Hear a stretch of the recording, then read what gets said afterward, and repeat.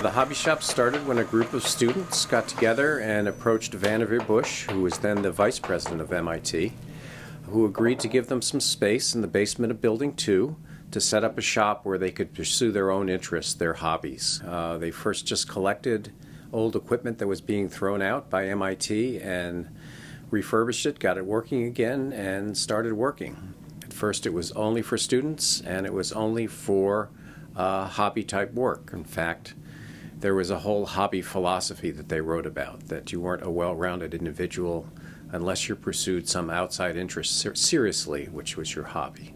I'm building a 3D printer. This is the first 3D printer for the hobby shop.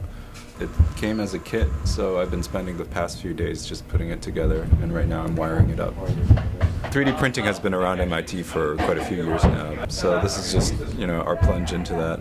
And hopefully within a few weeks we'll be able to start teaching how to 3D print, how to model for 3D printing, and how to design for that too. So originally it was a student club, and it was for students only. I don't really have any facts on this, but I can only imagine that as students graduated, they said, gee, I still want to use the shop, so I guess we're going to let alumni in.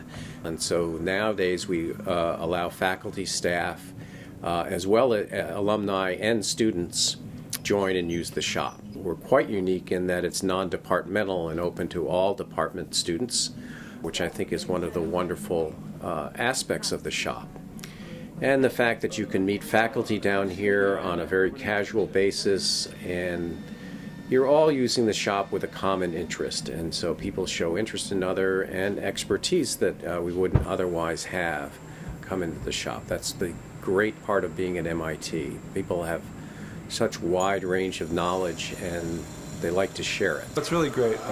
You get to pass on the knowledge, and since everyone's project is different, it sort of challenges us to stay on our toes. I came to MIT in June 2004, and I did not discover the hobby shop until I was working in EAPS, and I had to make a camera for the EAPS department. And when I was working with the camera, I got entrenched more into doing work that was related to making the camera than analyzing the data. And I found myself at the hobby shop just to make a plate that was going to hold the CCD. The beauty of it was I had no idea how to use any of these machines, and I just came in with an idea like, I need to do this out of metal.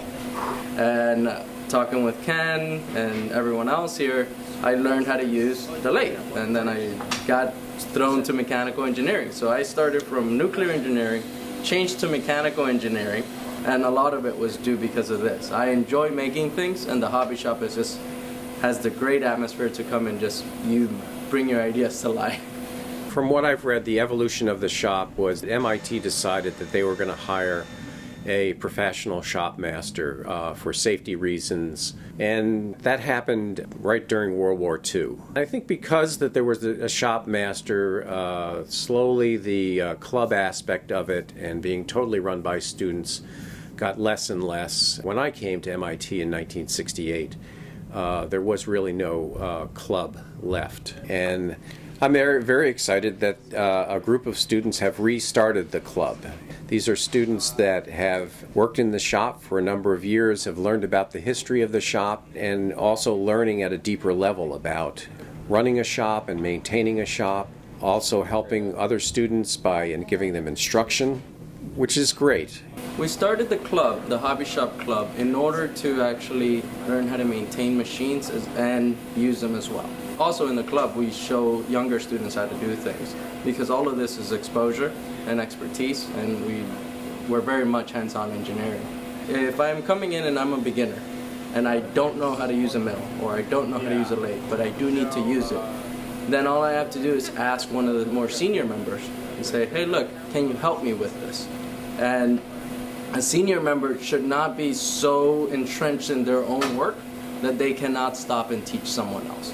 And that's part of the agreement that we make, that no matter what we're working on, if someone else needs help, we stop and we teach them how to use the machine, because that's how we learned, and we want to pass on that ball. The reason that shop has been successful and is now in its 75th year and thriving is because it just fits with the type of student who comes to MIT. It's all about creating. And that's when MIT students really get excited. These students want to make things. They have ideas, but they want to see these ideas come to reality.